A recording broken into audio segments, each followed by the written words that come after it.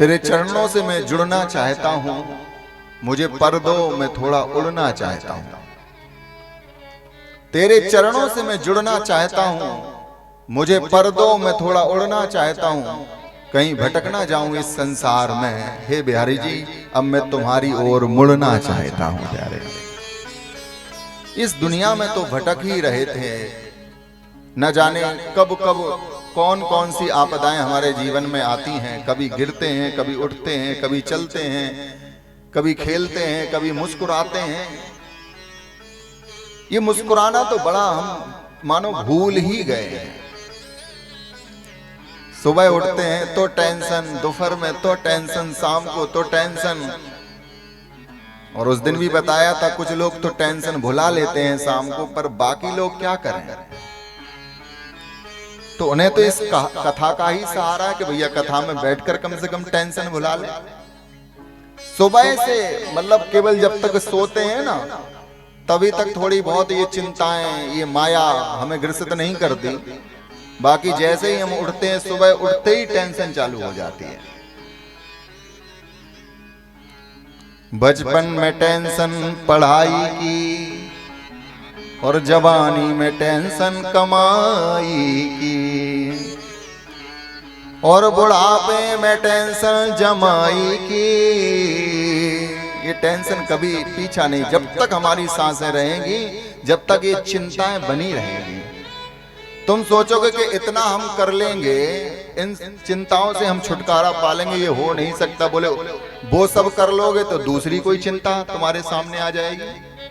बोले जब तक व्यक्ति का जीवन चलता है अंत तक, बोले उसको कुछ ना कुछ चिंताएं रहती हैं। यही तो प्रभु की माया है।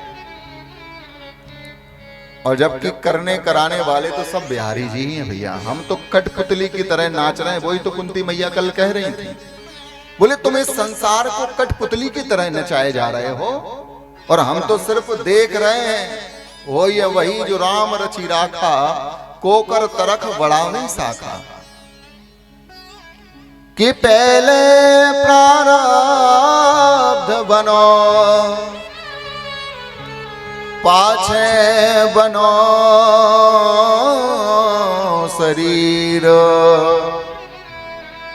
तुलसी चिंता छोड़ के फिर क्यों ना भजे रघुवीर। अच्छा, पता सबको है, जानते सब हैं कि सब प्रभु करने कराने वाले हैं। हमारे सोचने से, केवल करने से कुछ हो सकता है, वो फल की चिंता हमें नहीं करनी चाहिए। पर हमारे सोचने से केवल कुछ नहीं होने वाला है। सब कुछ पता होने के बाद भी हम उन्हीं सीचों में फंसे रहते हैं, क्योंकि माया ही प्रभु की इतनी प्रबल है। ये माया ऐसी है प्रभु की कि जो कुछ मुझे लगता है कि हम लोग उसी अभिनय में इतने खो जाते हैं, इतने खो जाते हैं भैया कि हम समझ नहीं पाते। जैसे कहीं पर रामलीला हो और रामलीला में किसी को राम बनाया जाए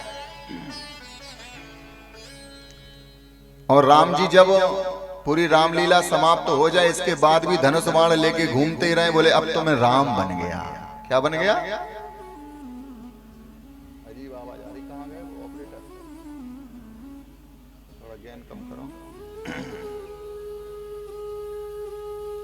बोले अब तो हम राम बन गए, बोले अब तो हम भगवान बन गए। याद रखना भैया।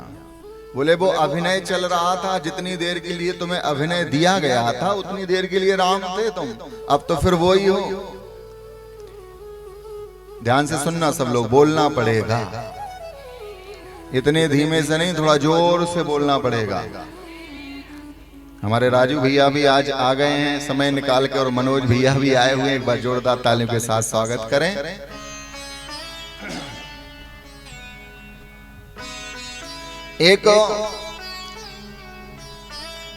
एक व्यक्ति को रामलीला में रावण बनाया गया। क्या बनाया गया?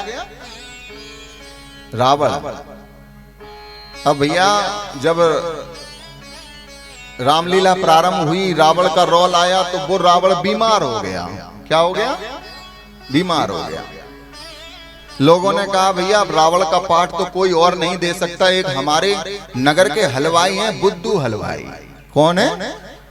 बोले वो ही सबसे अच्छा रोल कर सकते हैं।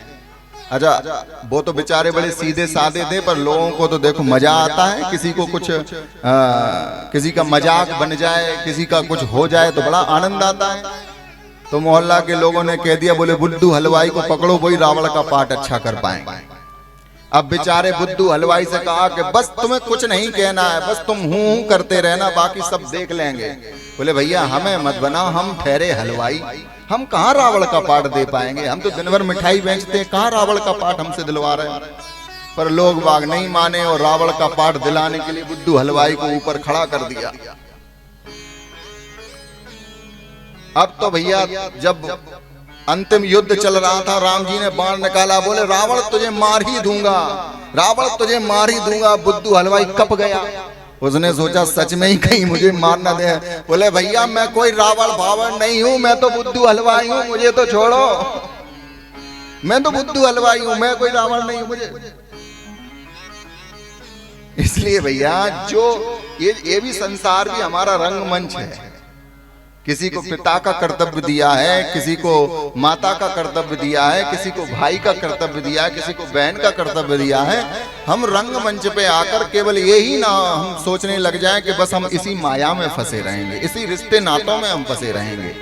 हमारी असली मंजिल और असली ठिकाना तो बिहारी जी के चरण ही है।